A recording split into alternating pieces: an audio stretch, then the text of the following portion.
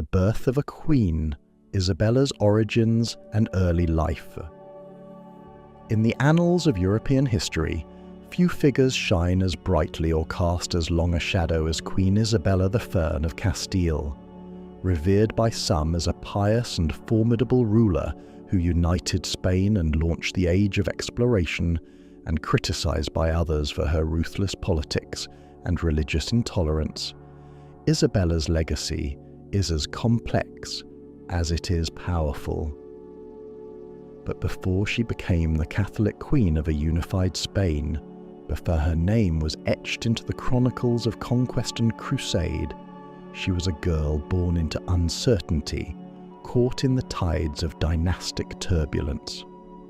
To truly understand Isabella the Queen, one must first know Isabella the child, her origins, her upbringing, and the early forces that shaped her indomitable character. Isabella was born on April 22, 1451, in the town of Madrigal de las Altas Torres, in the Kingdom of Castile.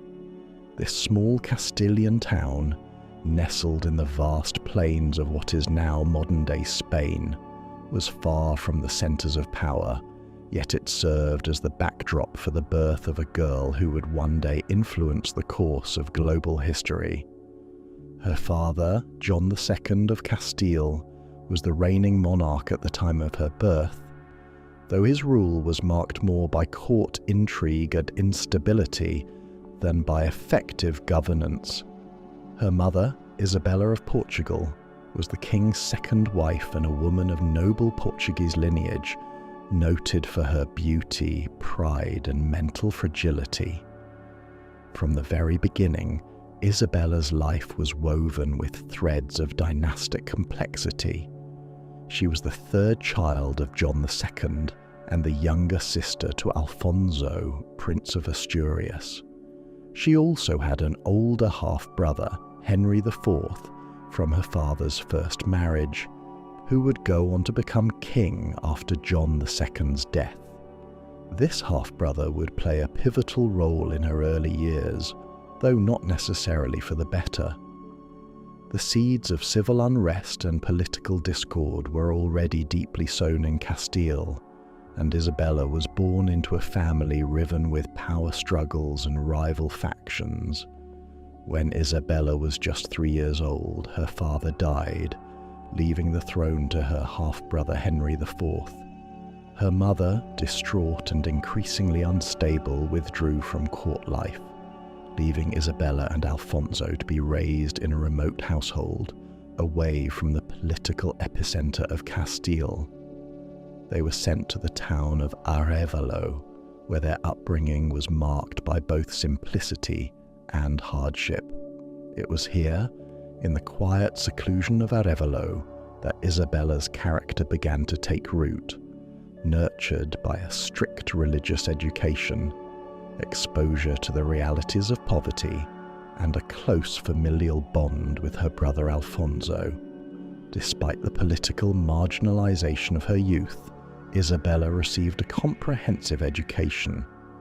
Guided by clerics and scholars, she studied Latin, theology, history, and philosophy. The curriculum was steeped in Catholic doctrine, which left an indelible impression on her. Her faith would become a defining trait, shaping her worldview and guiding her decisions throughout her reign. The piety instilled in her at Arevalo was not the hollow recital of prayers, but a sincere devotion that would manifest in her personal austerity and her zeal for religious reform. In addition to her academic studies, Isabella was trained in the domestic and cultural skills befitting a noblewoman. She learned needlework, music, court etiquette, and the nuances of diplomatic conversation. Yet, unlike many women of her time who were groomed solely for marriage and subservience, Isabella was also taught to think critically, to read deeply, and to question the legitimacy of the world around her.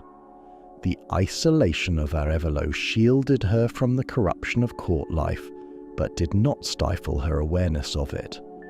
From an early age, she understood that power was often wielded unjustly and that righteousness did not always prevail. The years in Arevalo were not merely a retreat from court, but a formative crucible. Isabella witnessed her mother's descent into mental illness, endured financial hardship, and lived in relative obscurity while her half-brother ruled with increasing ineffectiveness. King Henry IV's reign was plagued by rumours, rebellions, and the growing distrust of the Castilian nobility. Many questioned his legitimacy, his competence, and even his paternity of his own daughter Juana, who was derisively nicknamed La Beltranaja, after a rumoured lover of the Queen. These doubts would later erupt into civil war, but at the time they served to underline the instability of the kingdom. As Isabella grew into her teenage years, she remained far from the political spotlight, but not from its implications.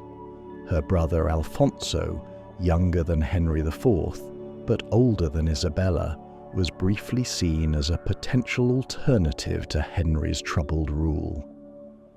A faction of the nobility even proclaimed Alfonso as king in 1465, during a rebellion known as the Farce of Avila, where they staged a symbolic dethroning of Henry IV. Though Alfonso's bid for power was short-lived, he died unexpectedly in 1468 at the age of 14. This episode marked a turning point in Isabella's life. With Alfonso gone, the nobility turned their eyes toward her. Isabella, now a teenager, was thrust into the centre of Castilian politics. Despite the power struggles swirling around her, she proved to be an astute observer and a cautious actor. She refused to be a pawn in the hands of rebellious nobles or the crown. Instead, she demanded recognition of her status as the legitimate heir to the throne, a bold move for a young woman in a patriarchal society. In 1468, she negotiated the Treaty of the Bulls of Guisando with her half-brother, Henry IV, in which he recognized her as his heir, bypassing his daughter Juana. In return, Isabella agreed not to marry without his consent. This agreement, however, was soon tested.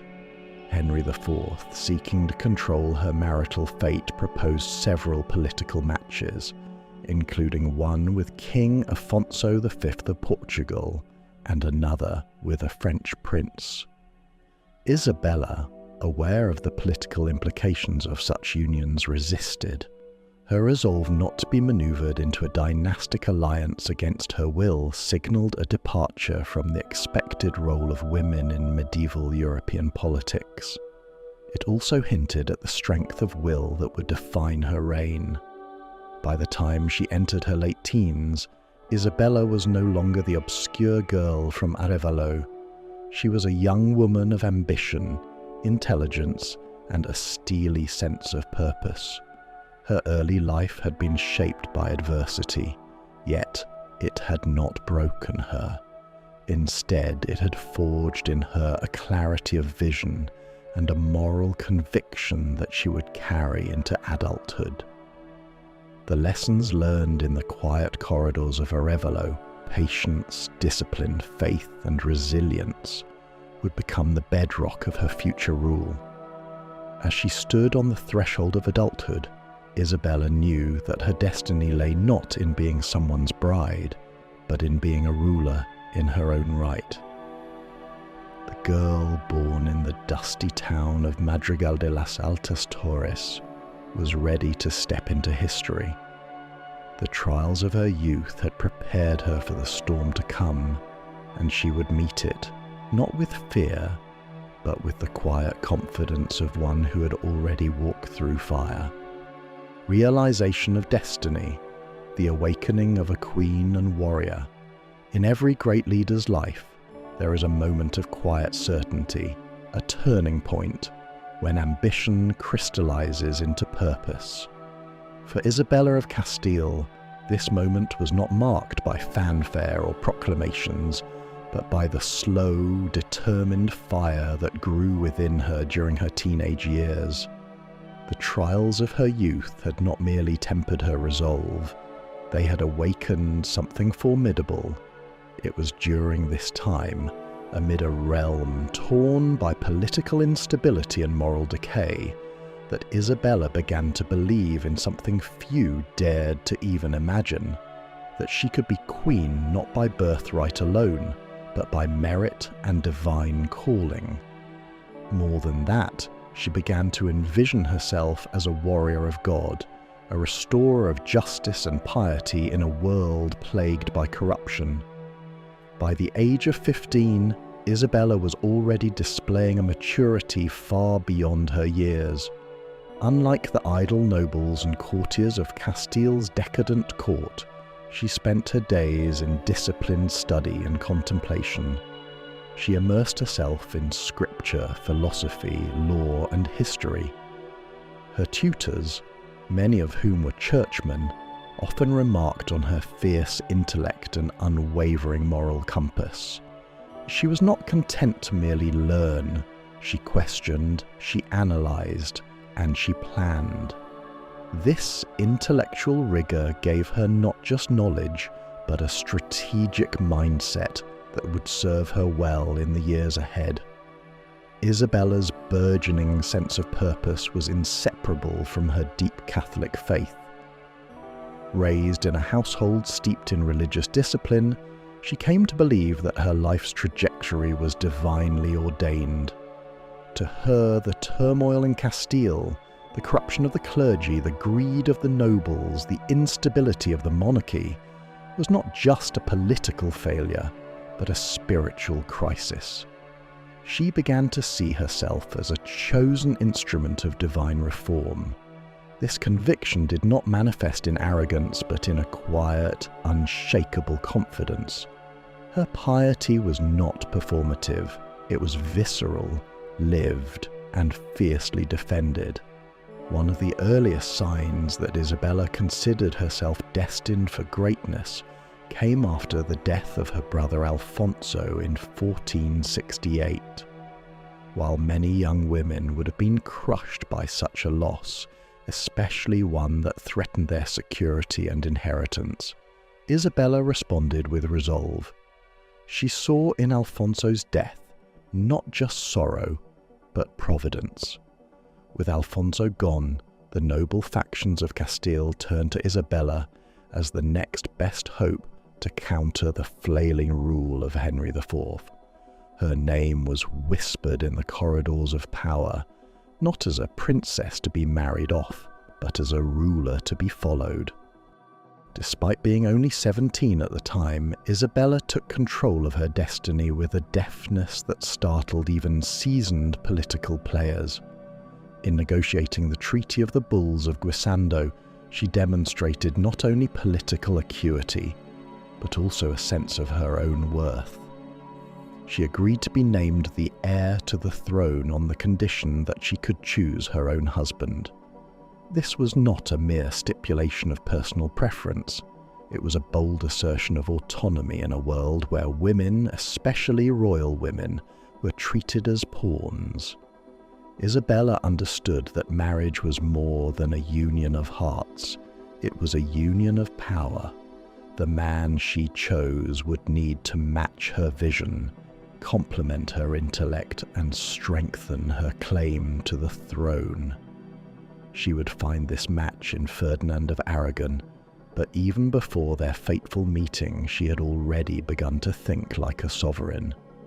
Her letters and recorded statements from this period reflect a young woman who was already thinking in terms of statecraft, alliances, and legacy. As Isabella came of age, her demeanour and presence began to change as well. Chroniclers of the time noted her composed bearing, dignified speech, and an aura of authority that belied her youth. She attended councils and held private audiences with nobles, speaking not as a supplicant but as a sovereign in waiting.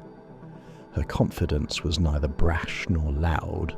It was quiet, assured, and deeply unsettling to those who underestimated her. She was not content to observe history, she intended to shape it. The realization that she would not only inherit the throne but redefine it came gradually, but with increasing clarity. Her vision for Castile was one of restoration, a return to moral governance, legal order, and religious unity. She began to craft an image of queenship that was both traditional and revolutionary. Traditional in its reverence for God and the Church, revolutionary in its demand that a woman could lead not through her husband, but through her own authority. Her growing ambition was not without its challenges. Henry IV, though weakened, still held the crown, and his court was rife with factions that viewed Isabella with suspicion. He attempted to bind her through strategic marriages, even suggesting a union with a foreign power to neutralize her influence. But Isabella, ever shrewd, refused to be trapped. She stalled negotiations, cited spiritual counsel, and invoked clauses in the Bulls of Guisando to maintain her autonomy. Her ability to navigate these pressures without alienating powerful factions is a testament to her diplomatic genius. But beyond the courtly intrigues and political maneuvering, Isabella's transformation into a queen and warrior was spiritual. She spent long hours in prayer, fasting, and charitable works. She surrounded herself with confessors and theologians, not flatterers. Her wardrobe, though regal, was modest. Her lifestyle, though royal, was austere. These choices were not mere affectations, they were statements. She was signaling to the kingdom and to God that she was ready to rule, ready to fight, and ready to bear the weight of divine responsibility. It was around this time that Isabella also began to internalize the idea of Reconquista, the centuries-long effort to reclaim Iberian territories from Muslim rule. Though the final campaign would not begin until years later, the ideology of Christian restoration had already taken root in her thinking. She saw herself not just as a Queen of Castile, but as a Christian monarch ordained to unify and purify the land. Her religious fervour, while sincere, was also politically potent. It would become both her guiding light and the justification for some of her most controversial decisions. By her late teens, Isabella's transformation was all but complete. No longer the girl hidden away in Arevalo, she'd emerged as a political force, a moral beacon, and a spiritual warrior. Her eyes were fixed on the throne, not as a seat of privilege, but as a pulpit from which she could preach reform, enact justice, and restore order to a fractured realm. In choosing Ferdinand of Aragon as her husband, a decision she made against the wishes of her half-brother and without official sanction, she proved once and for all that she would not be ruled. Their marriage would become one of the most powerful alliances in European history, but it was also a personal and political gamble that only someone with Isabella's resolve could have made. The road ahead would be fraught with rebellion, war, and the treacherous politics of succession. Yet, by the time Isabella was crowned queen in 1474, few doubted that she was destined for greatness. Her reign had not yet begun, but her identity as a queen and a warrior was already forged in the crucible of youth, faith, and unyielding ambition. The conquests and battles, Isabella's warrior spirit. Isabella I of Castile, the woman who would unite Spain and change the course of European history, wasn't just a monarch by birthright, she was a warrior at heart. Her rise to power was marked by a series of military campaigns, alliances, and pivotal battles that would define the early years of her reign. These conflicts weren't simply about military dominance, but also a demonstration of Isabella's resolve, political acumen, and unshakable belief in her divine destiny. The struggles for the crown. Before Isabella could truly ascend to the throne of Castile, she faced the challenges of a divided kingdom. Castile, one of the largest and most influential kingdoms in Spain, was embroiled in a civil war for much of the late 15th century. The throne had been contested for years between various factions. After the death of Isabella's brother, King Henry IV of Castile, her own claim to the throne was contested by various factions, including the supporters of her niece, Juana la Beltraneja. The War of Castilian Succession, 1475 to 1479, was a pivotal conflict in Isabella's early reign. Her claim to the throne was contested by the supporters of Juana, the daughter of King Henry IV, who had been proclaimed his legitimate heir. Isabella's military prowess was tested early on, as she had to rally both political support and the loyalty of Castilian nobles in a battle that was more than just military. It was also a war of legitimacy and power. Battles won, and some lost won, of Isabella's defining moments came during the Battle of Toro, 1476.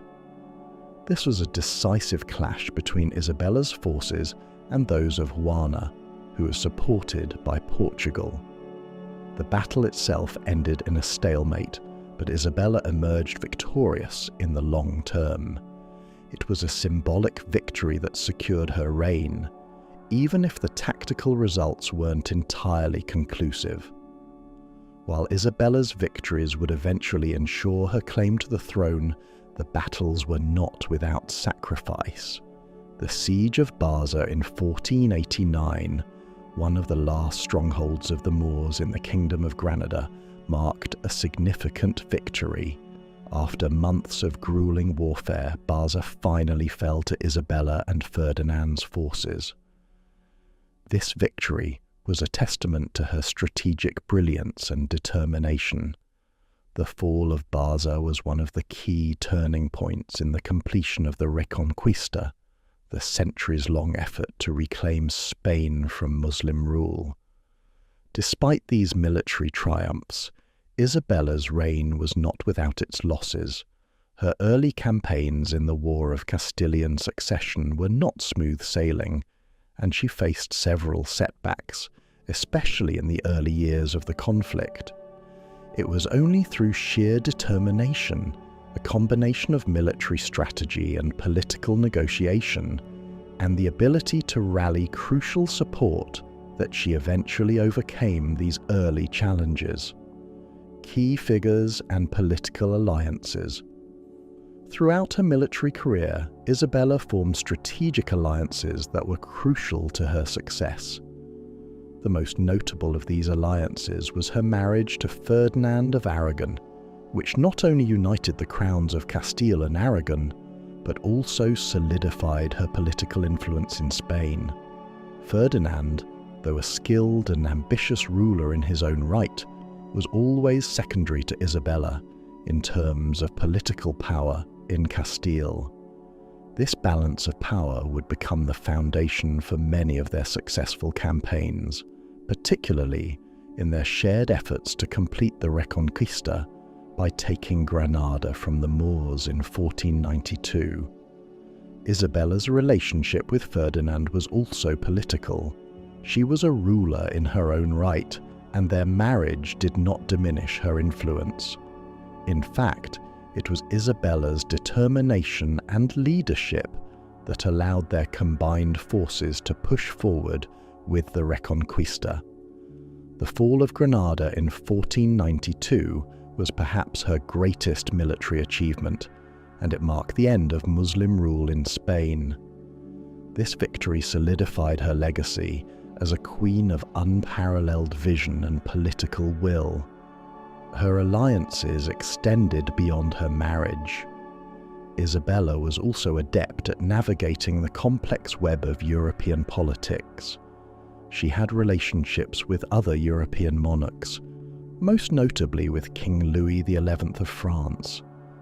Though she faced political rivalries and conflicts with other European powers, her ability to maneuver through these relationships was key to the survival of her reign.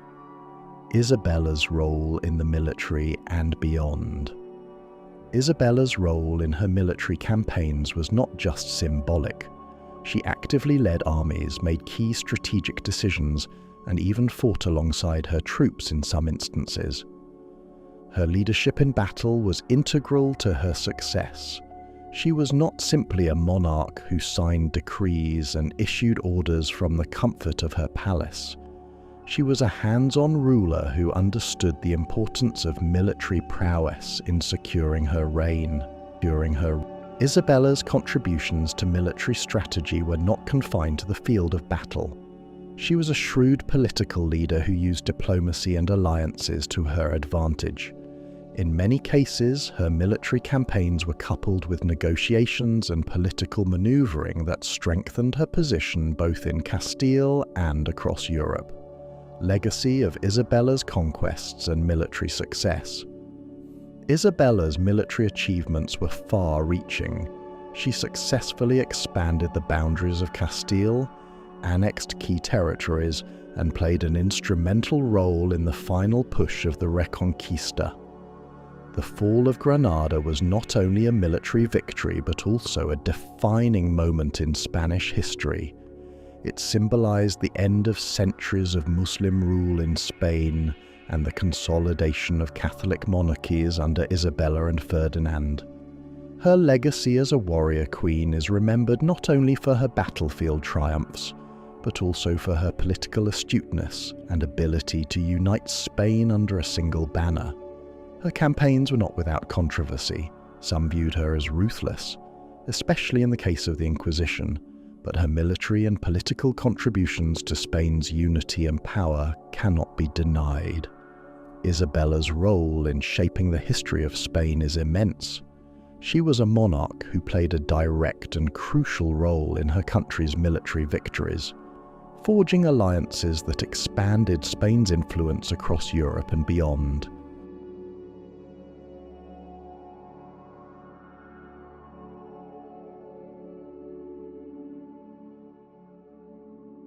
Political dynamics in Isabella's family and reign.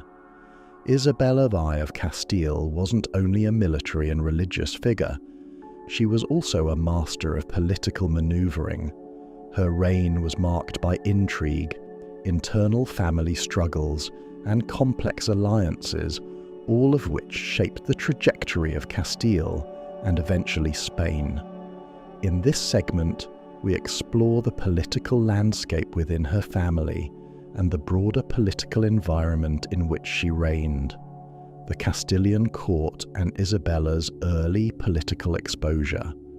Isabella's political education began long before she ascended the throne. Growing up, she was constantly surrounded by the intrigues and power struggles that dominated the Castilian court. Her father, John II of Castile, had died when she was just a young girl, leaving the throne to her half-brother, Henry IV. Henry's reign was turbulent, marked by internal divisions and political instability. As a child, Isabella witnessed firsthand the complexities of court politics. She observed the shifting alliances between the various factions, each vying for control over the throne. Her mother, Isabella of Portugal, was a shrewd and politically savvy woman who ensured that Isabella grew up with a keen awareness of the importance of alliances, loyalty, and diplomacy. Isabella's maternal family, the House of Aviz, had close ties with the Portuguese royal family, and this relationship would become significant as Isabella later used it to her advantage in securing her reign. Isabella's early exposure to court politics would serve her well as she navigated the treacherous waters of Castilian politics. Her keen political instincts, honed over years of watching and learning, would shape the way she ruled Castile once she ascended the throne. The struggle for the throne and family tensions. By the time Isabella reached her teenage years, the political landscape in Castile had become increasingly volatile. Henry IV, her half-brother, had ruled for many years, but his reign was marked by controversy and instability. Henry's failure to produce a male heir caused widespread dissatisfaction among the Castilian nobility.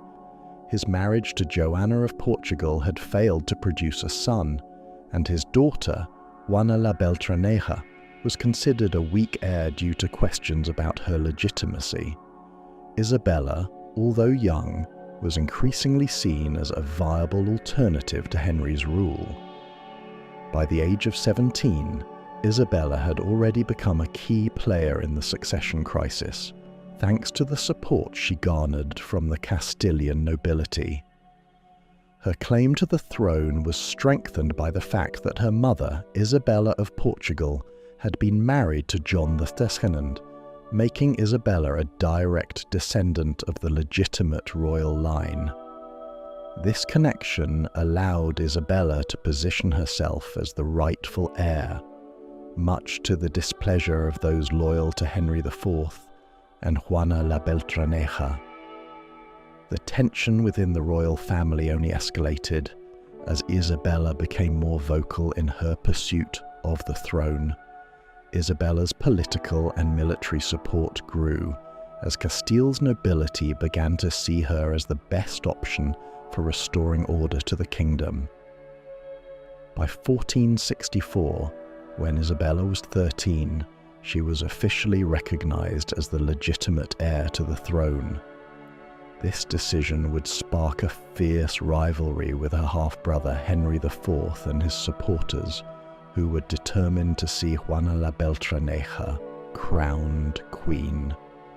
As the conflict intensified, Isabella found herself not only at odds with her brother, but also with various factions within her own family. The Castilian nobility was divided between those loyal to Henry IV and those who supported Isabella.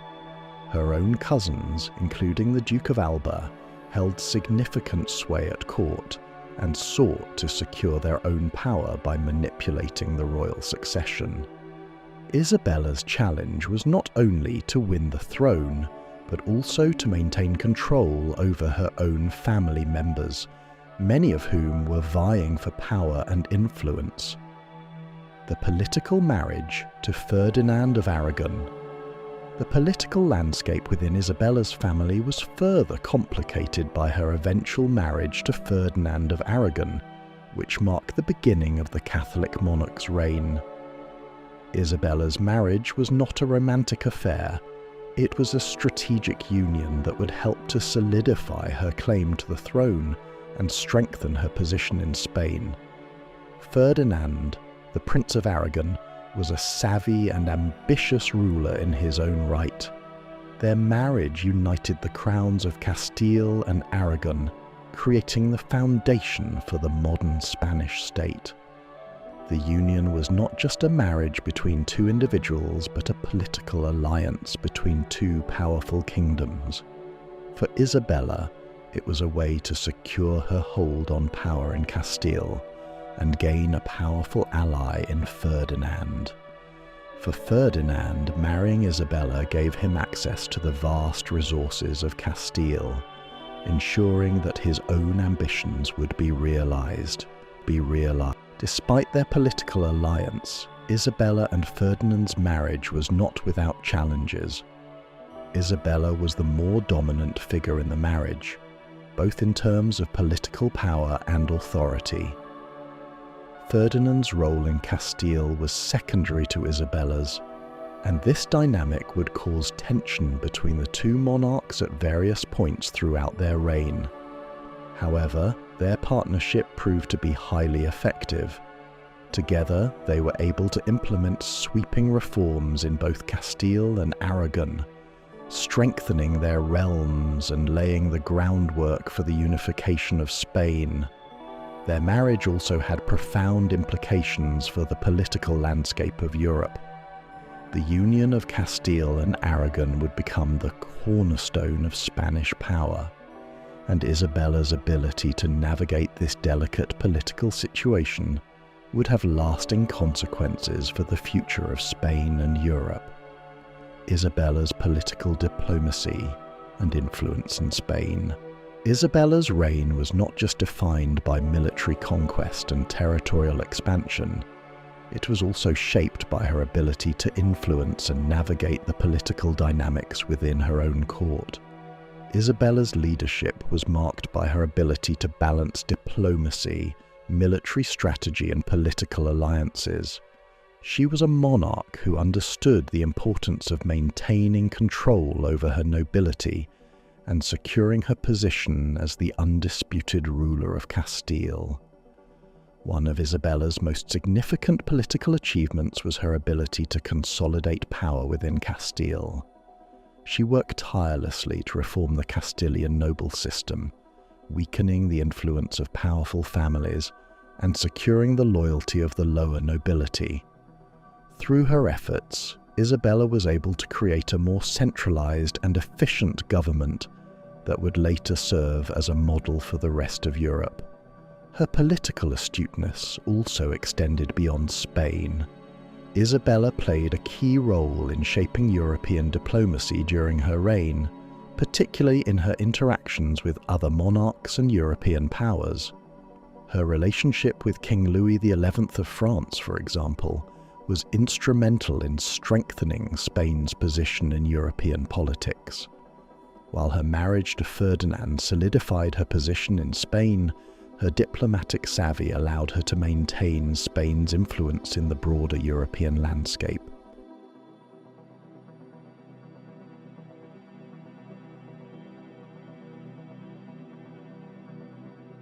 Isabella I's contributions and societal development. Isabella I of Castile is remembered not only for her military conquests and political maneuvering, but also for her significant contributions to the cultural, religious, and societal development of Spain.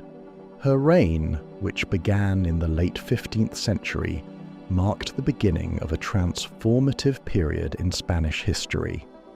She worked tirelessly to shape the social and economic landscape of Castile, leaving a lasting legacy on the nation's development. In this segment, we explore Isabella's contributions in various fields and her efforts to modernize her society, create a unified Spain, and establish a legacy that would influence generations to come. The unification of Spain, a centralized kingdom. One of Isabella's most significant contributions was her role in the unification of Spain. The marriage between Isabella and Ferdinand of Aragon in 1469 was more than just a union of two monarchs. It was a union of two powerful kingdoms.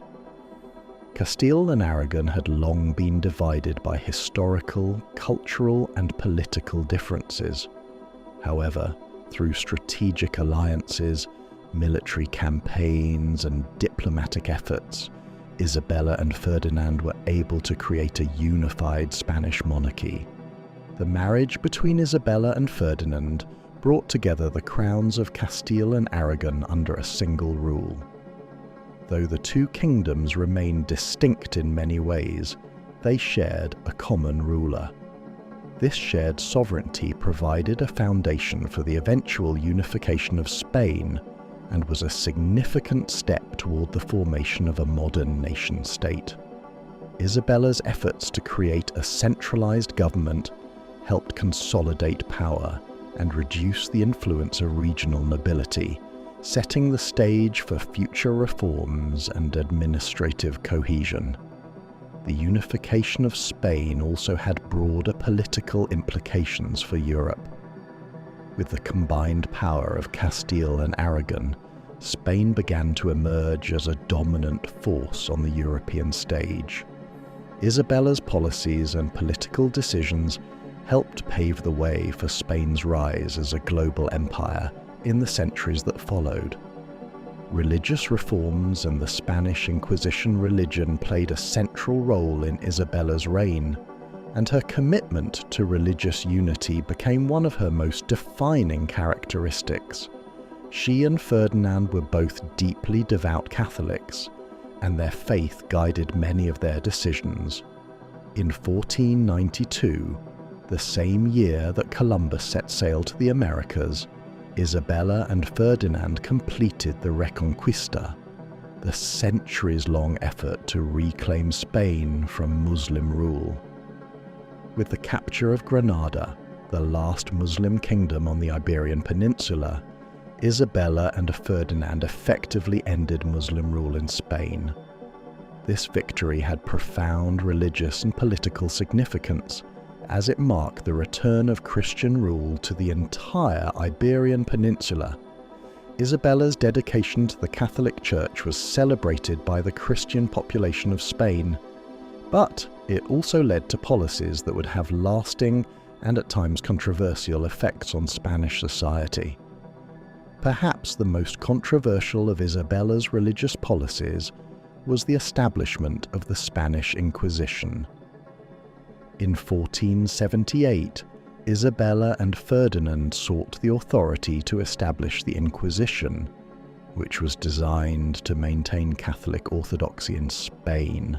The Inquisition targeted Jews, Muslims, and later Protestants who were suspected of heresy or who converted to Christianity but were still believed to secretly practice their former faiths. While Isabella saw the Inquisition as a necessary tool to preserve religious unity, it led to the persecution, torture, and execution of thousands of people, including many prominent members of Spanish society. The decision to expel the Jews from Spain in 1492 further exacerbated tensions and remains one of the most criticized aspects of Isabella's reign. Despite these controversies, Isabella's religious policies were also seen as a unifying force in Spain. By promoting Catholicism as the state religion, she aimed to create a cohesive and homogeneous society, one that would be devoted to the Catholic faith and the Spanish monarchy. This focus on religious unity was an important factor in the success of Isabella's reign and her efforts to consolidate power. Cultural and educational contributions. Beyond her religious and political reforms, Isabella was also a patron of culture and education. She understood that a strong and prosperous nation required a well-educated population, and she worked to improve the educational system in Castile. Under her reign, the University of Salamanca flourished, becoming one of the most prestigious educational institutions in Europe. Isabella's patronage extended to the arts, as she recognized the importance of culture in fostering a unified national identity. The period of her reign saw the flourishing of Spanish literature, with works like La Celestina becoming iconic examples of Spanish prose. Ferdinand and Isabella also supported the creation of the famous Spanish Renaissance, which saw significant advancements in art, architecture, and learning. Artists like Hieronymus Bosch were among those who were influenced by the changes occurring in Spain during this period. In addition to supporting the arts, Isabella was deeply involved in the religious and intellectual circles of her time. She maintained a close relationship with the Cardinal of Spain, Francisco Jiménez de Cisneros, who was a key figure in the Spanish humanist movement. This intellectual movement sought to blend classical ideas with Christian teachings and played a significant role in shaping the future of Spanish education. One of the most notable examples of Isabella's commitment to education was her establishment of educational institutions for women. While her reign was marked by a generally patriarchal society, Isabella was one of the few women of her time to advocate for the education of girls. She understood the importance of providing opportunities for women, particularly in terms of learning to read and write. This progressive attitude toward women's education had a lasting impact on Spanish society. Economic reforms and the expansion of Spain's economy. Isabella also made significant contributions to the economic development of Spain. Her reign coincided with the discovery of the New World by Christopher Columbus in 1492. While this event was primarily a political and religious milestone, it also had profound economic implications. The wealth brought back from the Americas would later fuel Spain's economic growth and contribute to its dominance in global trade. Under Isabella's leadership, Castile began to develop a more centralized economy. She implemented policies that promoted trade, agriculture, and industry. She encouraged the expansion of the wool industry, which was a vital sector of Castile's economy. This helped improve the kingdom's financial stability and allowed Isabella to fund military campaigns and diplomatic ventures. In addition to supporting agriculture and industry, Isabella also promoted the growth of commerce in Spain. She recognized that a strong and prosperous economy required active participation in international trade. Under her reign, Spain's merchant fleet expanded, and Castile became an important player in the Mediterranean trade networks. The profits from these ventures helped support the kingdom's military endeavors and establish Spain as a global power.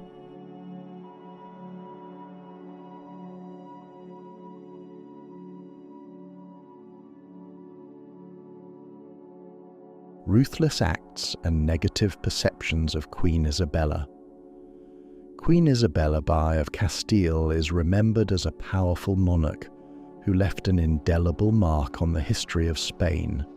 While her reign brought many accomplishments, unification of Spain, the completion of the Reconquista, the support of Columbus's voyage to the Americas, and cultural advancements, she is also remembered for some of the darker and more controversial aspects of her reign.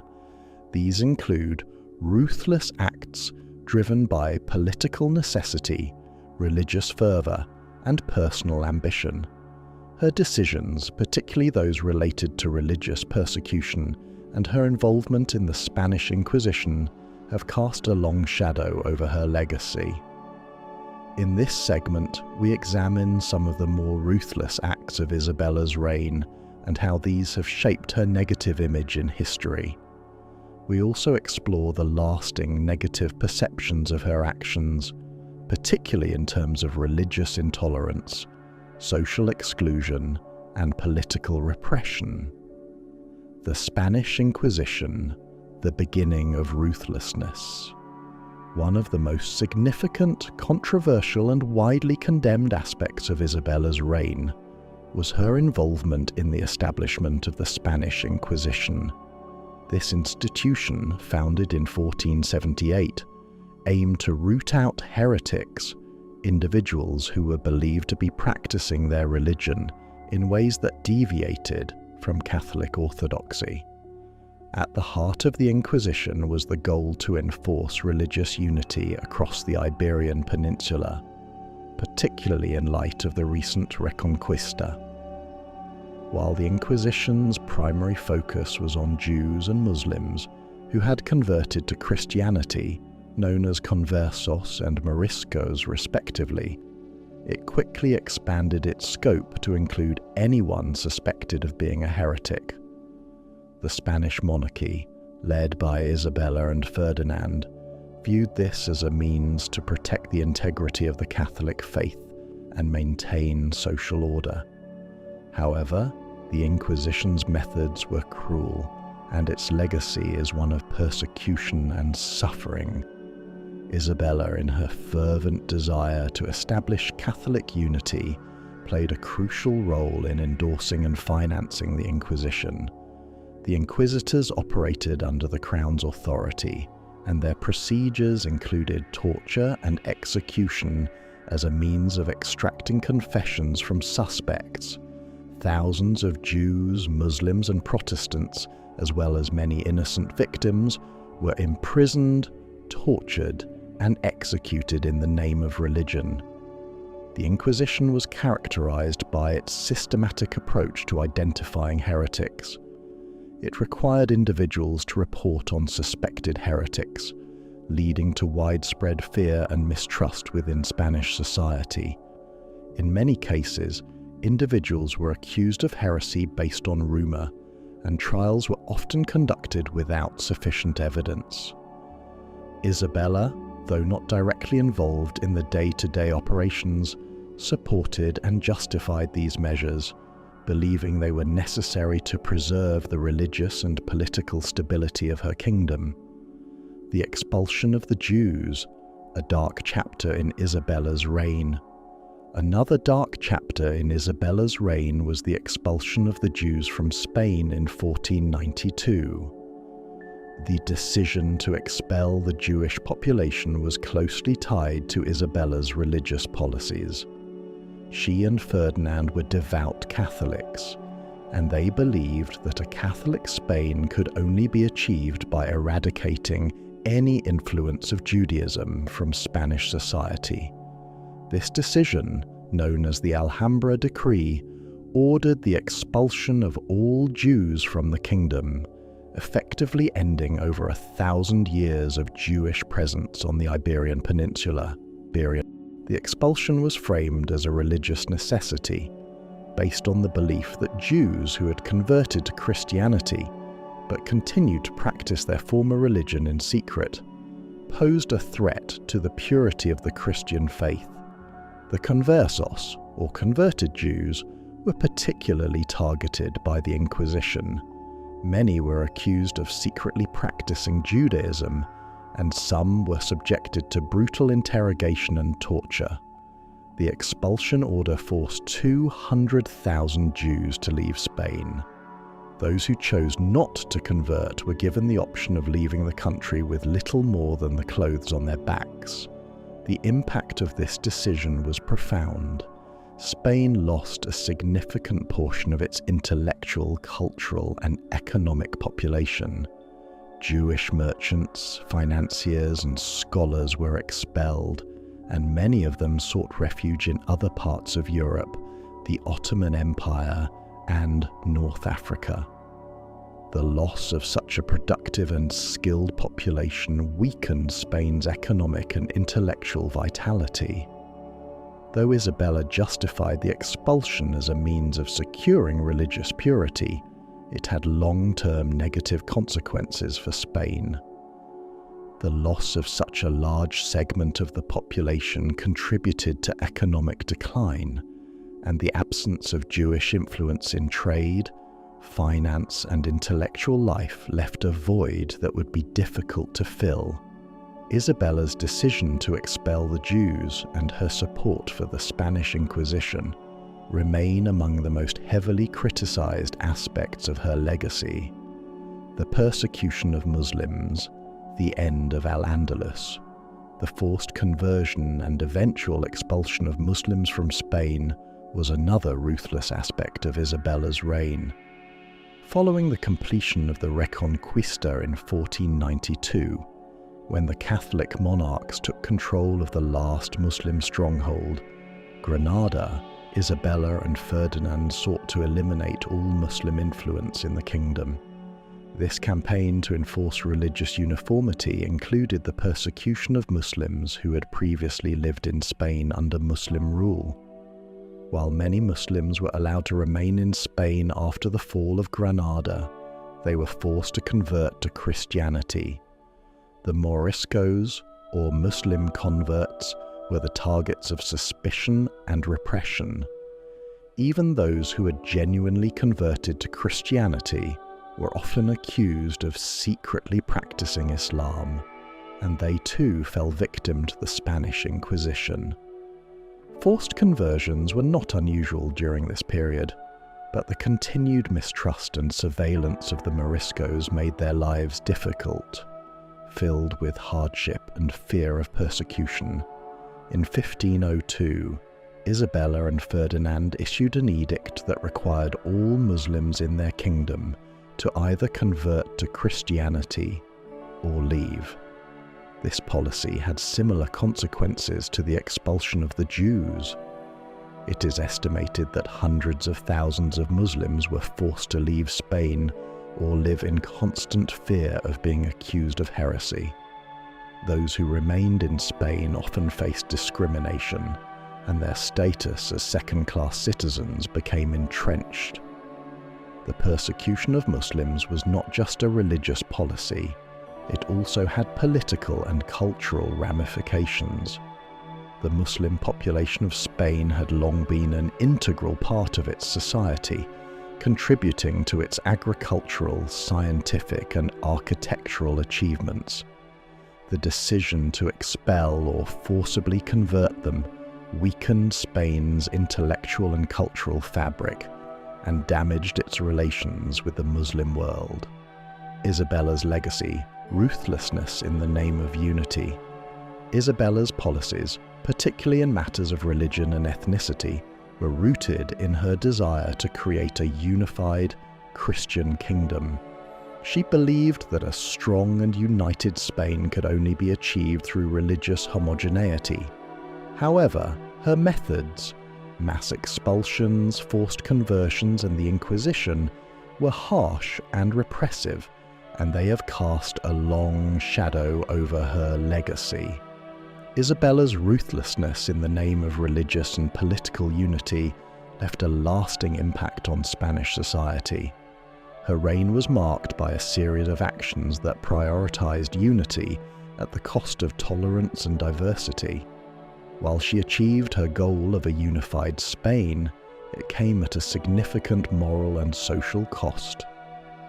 For modern historians, Isabella's legacy is complex. She is remembered for her political acumen, her contributions to the Spanish Renaissance, and her role in the unification of Spain.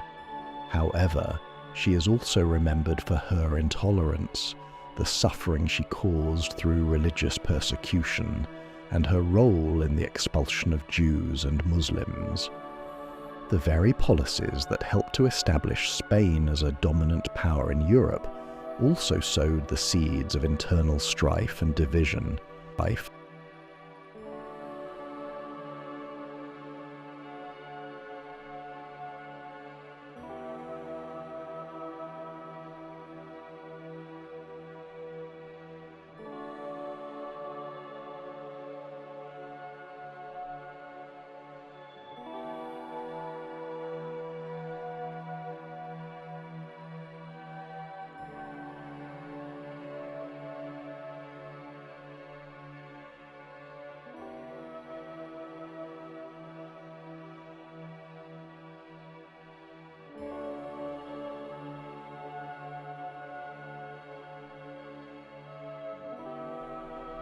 The legacy of Queen Isabella I and the end of an era. Queen Isabella I of Castile, known for her deep faith, tenacity, and political brilliance, left a profound legacy that continues to reverberate in history. The final chapter of her life and reign marks a dramatic conclusion to the story of one of the most powerful and controversial monarchs in Spanish and European history.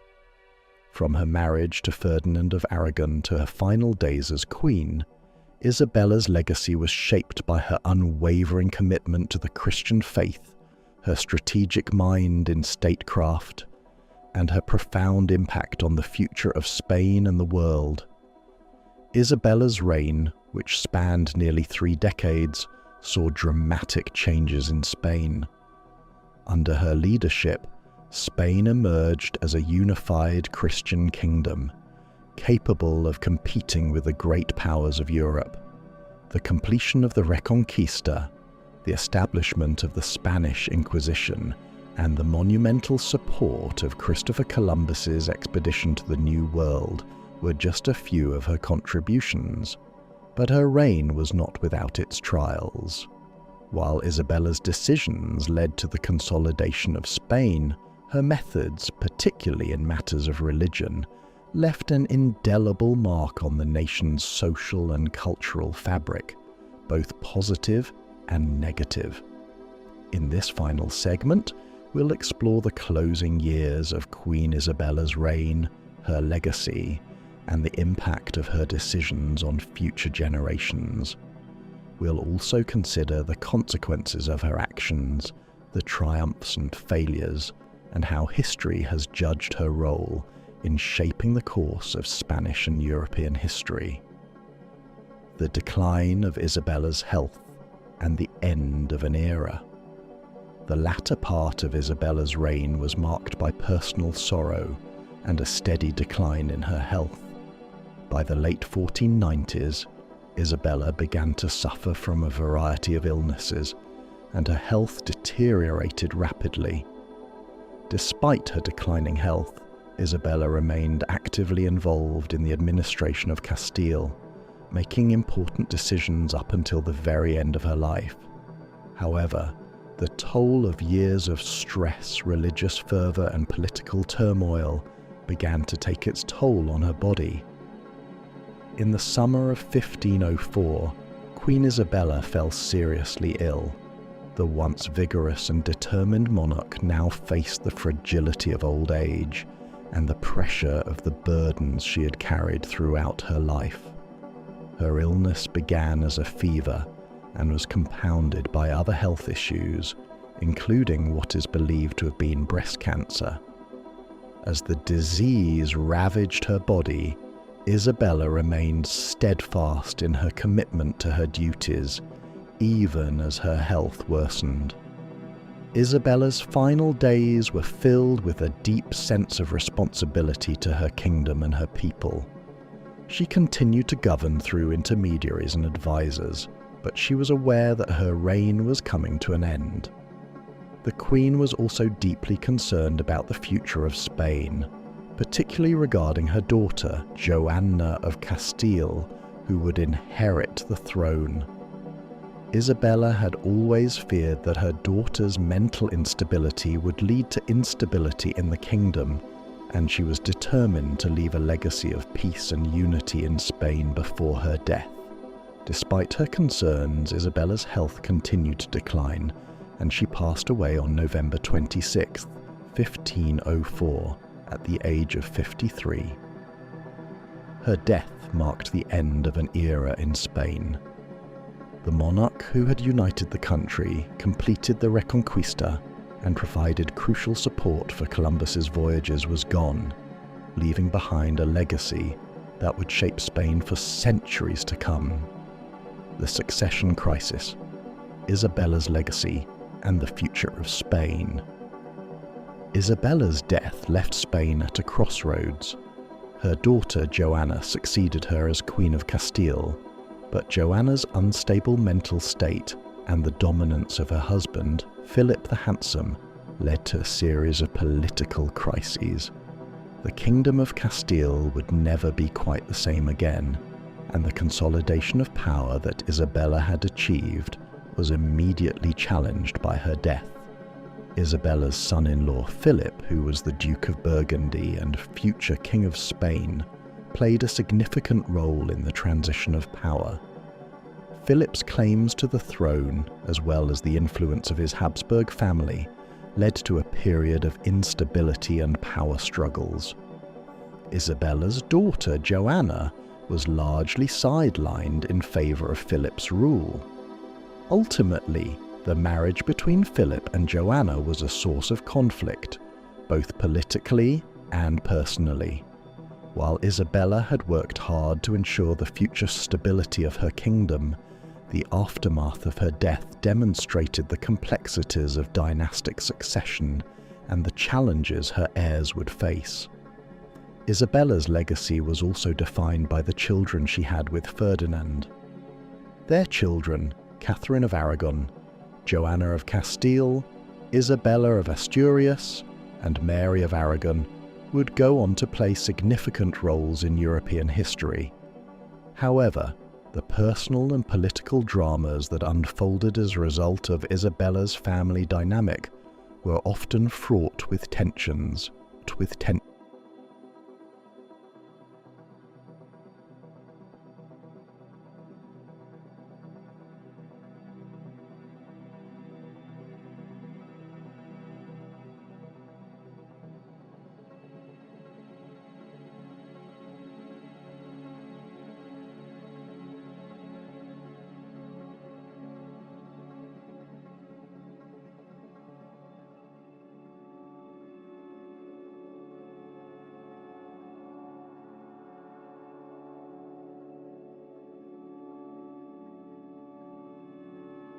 Isabella's family and the succession crisis. The death of Queen Isabella in 1504 marked the end of an era for Spain. She had worked tirelessly to secure a future for her children, ensuring that they would inherit the throne and carry on her legacy. However, the succession of her children proved to be a source of turmoil for Spain. Isabella's daughter, Joanna of Castile, was the legitimate heir to the throne, but her unstable mental state led to a series of political crises. Joanna's marriage to Philip the Handsome, a member of the powerful Habsburg family, introduced a new level of complexity to the Spanish monarchy. Philip's influence over Joanna and his desire for power led to a struggle for control of Castile, which ultimately resulted in the division of Spain's territories. The political instability that followed Isabella's death highlights the challenges of dynastic succession. Isabella had worked hard to ensure that her heirs would rule with strength and unity, but her death created a vacuum of power that was difficult to fill. Her children, particularly her daughters, faced significant challenges in maintaining control over the vast territories that Isabella and Ferdinand had created. The complicated legacy of Isabella's marriage to Ferdinand. Isabella's marriage to Ferdinand of Aragon was one of the most politically significant unions of the late medieval period. Together, they created a unified Spain and began the process of transforming the Iberian Peninsula into a powerful European kingdom. Their partnership, however, was not without tension. While they worked together to achieve their shared goals, particularly in religious matters and the consolidation of their realms, Ferdinand and Isabella had different visions for Spain's future. Ferdinand was a pragmatic and politically astute leader, while Isabella was driven by a sense of religious duty and moral conviction. Their differing priorities sometimes led to conflicts, but their marriage ultimately proved to be a successful political alliance that strengthened both of their kingdoms. However, after Isabella's death, Ferdinand continued to rule Aragon, while Spain was divided between the different branches of their family. The political disagreements between Isabella's heirs and Ferdinand led to a weakening of Spain's unity and stability. The eventual rise of the Habsburg dynasty, with the marriage of Joanna and Philip, also changed the direction of Spain's monarchy. Isabella's death, therefore, marked the beginning of a new era, one that was fraught with political challenges and the shifting alliances of European powers. Reassessment of Isabella's role in history. Isabella's reign has been the subject of intense debate among historians. Her legacy is a mixture of monumental achievements and controversial actions, and historians have often wrestled with the moral implications of her decisions. On one hand, she unified Spain, supported the exploration of the New World, and solidified Spain's position as a European superpower. On the other hand, her involvement in the Inquisition, her religious zeal, and her harsh policies toward religious minorities have led to criticism of her actions. As time has passed, historians have come to see Isabella as a product of her era. The medieval period was one of religious fervor, political instability, and shifting allegiances. Isabella's actions, though harsh by modern standards, were in line with the beliefs and practices of her time. Her commitment to Catholicism and her desire to protect Spain from perceived threats were central to her reign. Yet, despite the criticisms, Isabella's legacy remains one of enduring importance. Her role in the unification of Spain and the creation of a global empire cannot be overstated. Her decisions regarding the Reconquista and Columbus's voyages paved the way for Spain's rise as an imperial power, and her contributions to European diplomacy were key to shaping the political landscape of the late Middle Ages. The Queen who shaped the world. Queen Isabella of Castile's legacy is a complex tapestry of triumph, tragedy, and transformation.